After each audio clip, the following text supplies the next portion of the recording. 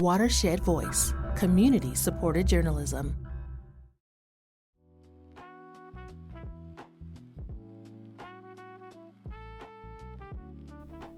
Welcome to Good Grief. I'm Aundrea Sayrie. This is a space for honest conversations about loss, healing, and what it means to move forward without leaving love behind. Thank you for spending the next few minutes with me. Let's grow through grief together.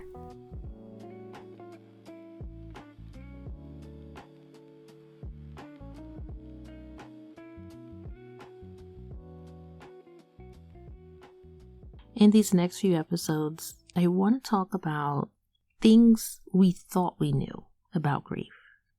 So for myth number 1, grief happens in 5 stages. There are so many myths surrounding grief. Perhaps because certainty makes us feel safe, we want grief to be predictable, understandable, orderly. Anything that might help us make sense of what feels impossible. I did the same thing. Like many people, I tried to figure out which stage of grief I was in.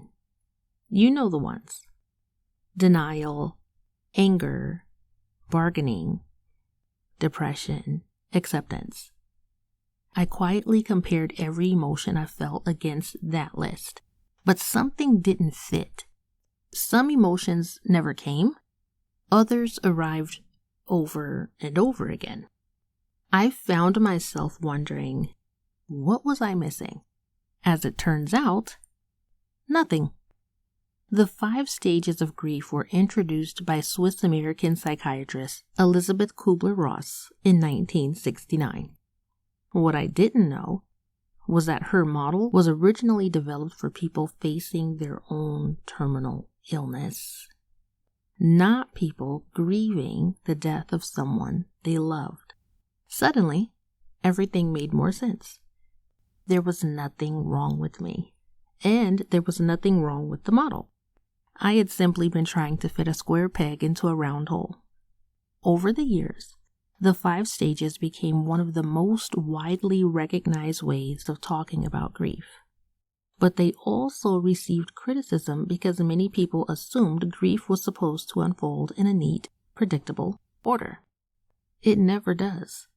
In fact, Kübler-Ross later clarified that she never intended the stages to be experienced in sequence.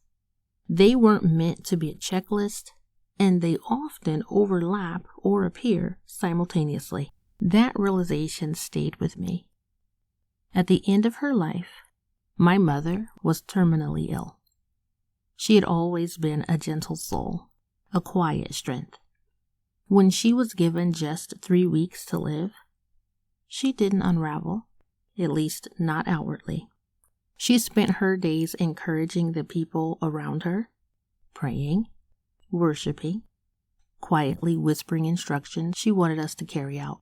If I had to name one stage I witnessed in her, it would have been acceptance. And then, she was gone. Nearly 4 years have passed since then. I still grieve. Deeply. That doesn't mean the 5 stages are wrong. It simply means they were never intended to define every grief experience. I have certainly experienced denial, anger, depression, acceptance, but not in a straight line. Not once, not in order, because grief has never asked my permission before changing shape. Now the question isn't, what stage am I in? It's, what is my grief asking of me today? Some days it asks for rest. Other days, courage. Sometimes it asks for remembrance. Sometimes it simply asks us to survive. Grief doesn't move in straight lines. Neither does healing. Both have a way of finding us exactly where we are.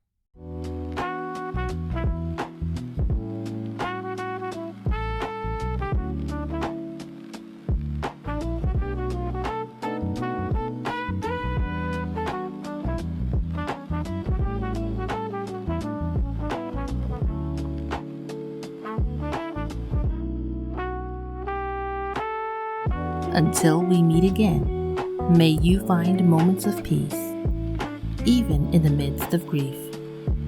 This is Good Grief with Aundrea Sayrie.